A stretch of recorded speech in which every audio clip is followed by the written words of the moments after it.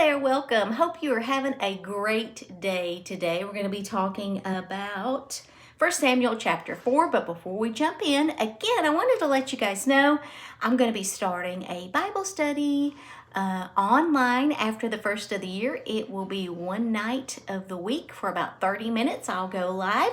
So if you're interested in that, just drop a yes in the comments and I'll be sending out more information about that. So in today's chapter, we see war with the Philistines.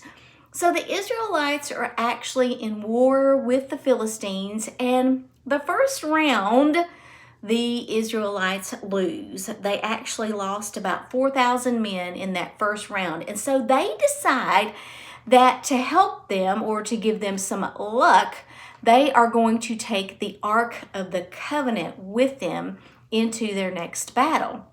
Now the Philistines get wind of this and they're a little apprehensive. They're kind of scared because they feel like this Ark of the Covenant may have some kind of supernatural power to protect them or to help them.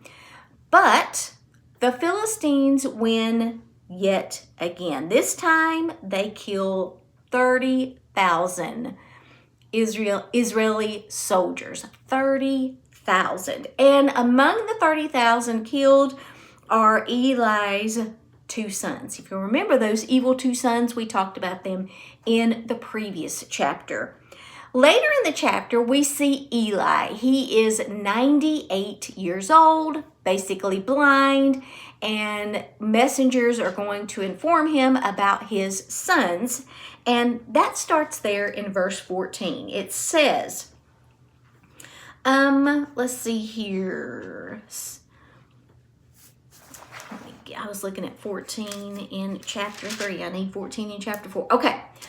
What is all the noise about? Eli asked. The messenger rushed over to Eli, who was 98 years old and blind. He said to Eli, I have just come from the battlefield. I was there this very day. What happened, my son? Eli asked.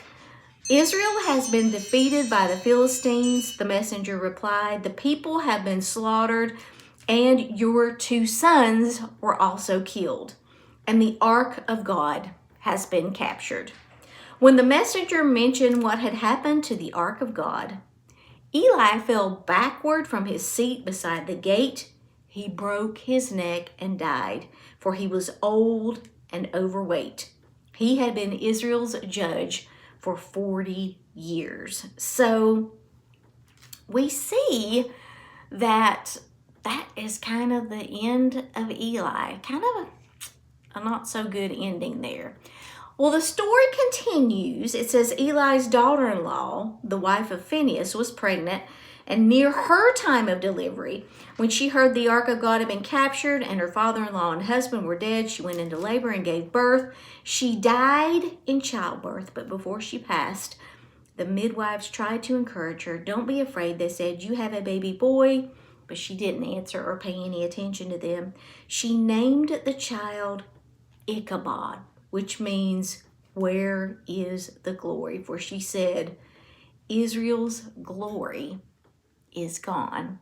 So the footnote that I want to talk about today is for verse 3. It says, the Ark of the Covenant contained the 10 commandments given by God to Moses, a jar of manna, and Aaron's staff. We've talked about the Ark in other chapters. The Ark was supposed to be kept in the most holy place, a sacred part of the tabernacle that only the high priest could enter once a year. Hophni and Phinehas desecrated the room by unlawfully entering it and removing the ark. That was Eli's sons. The Israelites rightly recognized the great holiness of the ark, but they thought the ark itself, the wood and metal box, was their source of power. They began to use it as a good luck charm, expecting it to protect them from their enemies. A symbol of God does not guarantee his presence and power. Their attitude toward the ark came perilously close to idol worship. When the ark was captured by the enemies, the Israelites thought their glory was gone and that God had deserted them. God uses his power according to his own wisdom and will. He responds to the faith of those who seek him. Thank you guys so much for watching today. Have a great rest of your day. I'll see you next time.